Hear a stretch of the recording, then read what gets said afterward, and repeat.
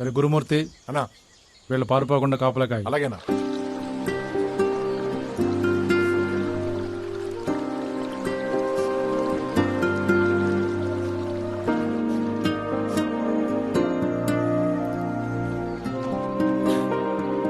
వస్తా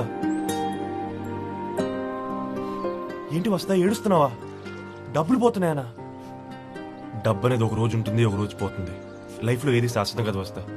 నన్ను చూడు, 3,500 పోతున్నా, ఎంత హ్యాపీగా ఉన్నాను. డబ్బుల గురించి ఎవరు ఫీల్ అవుతున్నారు ఇక్కడ? నేను డీజీపీ నరేంద్ర వర్మ డాటర్ని. ఇక్కడ వీళ్ళ నుంచి థ్రెట్ ఉందని నాన్న నన్ను ఢిల్లీలో చదివిస్తున్నారు.